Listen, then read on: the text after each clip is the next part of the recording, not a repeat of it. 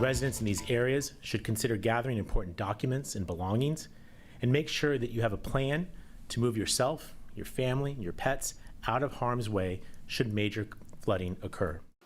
Tonight, San Diego Mayor Todd Gloria has issued a voluntary evacuation warning ahead of the rain expected this week and into next week in preparation for possible flooding. Good evening and thanks so much for joining us. I'm Marcella Lee. Tonight, the city says it has cleared or inspected 4 miles of channels in the past 5 days. CBS 8's Anna Laurel joins us live now from Mountain View, one of the hardest hit areas from last week's flooding. Anna, I was there on Friday, and the biggest concern for everyone in that neighborhood was how much more rain is going to come, and will my home be flooded again? Marcella, it is loud out here. City crews are out here cleaning up, neighbors are cleaning up, and city crews are also going door to door, letting people know about this new evacuation warning. They're trying to help them find a place to stay and even transportation because their cars were flooded and most won't work. But right now, these people here are saying they are focused on just trying to deal with one disaster at a time. YMCA is giving housing. Neighbors along 42nd Street still trying to help each other, warning of the upcoming storm and the opportunity to evacuate, even as they try to clean up from last week's flooding. I got dehumidifiers, I got fans going, I got an emergency kit in that tub up there. Yvette Maynard's family has owned this house since the 50s. The line on the wall shows crews where to cut and pull out insulation. I'm SOL because I don't have flood insurance. As for the coming rainstorm, Sandbagged around, I got more sandbags. Last one on this block, now I'm going to Soft Creek. Brunel Hopkins with Scorpio Handyman Services is also helping. I was able to bring 5 families 10 sandbags because they only said that they could get 10 sandbags. One man on this street joked he needs 100 sandbags, but looking at his backyard, he's not joking. He lives right on the channel. Today, the city told us it has cleared or inspected 4 miles of channels since last week. And Cottonwood Creek from Osborne to 43rd Streets will be fully cleared by this evening. Look at the difference a week makes. On the left is what Choyas Creek looked like last Monday. On the right is what it looks like today. It took them, what, 2 days? 2 days to clear it out. I've been here for 12 years. We've been wanting this clear. We ran into Mary Landavazo as she was handing out meals to neighbors. She's the local resident who confronted Mayor Gloria last week.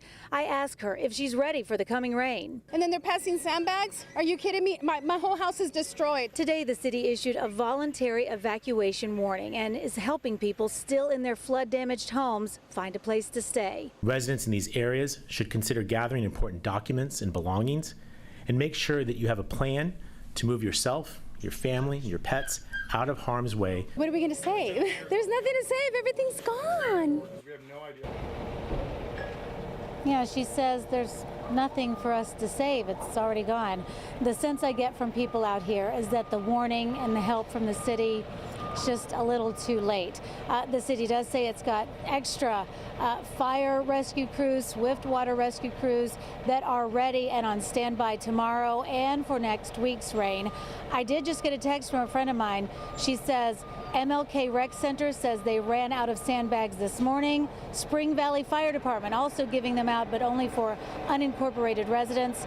The best bet is to go to Home Depot at this point. Live out here in the Mountain View neighborhood, this is Anna Laurel for CBS 8. Marcella. Anna, we hope that neighborhood and all of the neighborhoods impacted are spared from more flooding. Thank you. Developing tonight, an attorney who helped homeowners sue the city of San Diego over flood damage to their homes on Beta Street back in 2019 just announced he is taking legal action that could result in another lawsuit.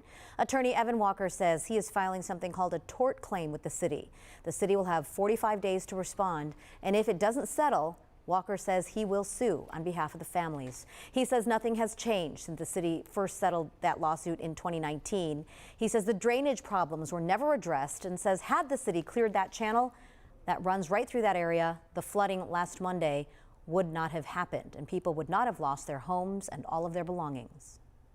The city of San Diego should count their lucky stars that nobody died, because somebody could have died in this. There's elderly people who can't even move. And that water was rushing so fast, and they say it's all because it just rained so much. No, it's because you don't clean the channel.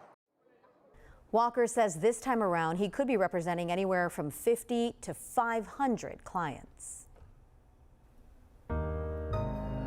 Chief Meteorologist Carlene Chave is keeping a close eye of that incoming storm. Carlene, when's the first rain supposed to hit?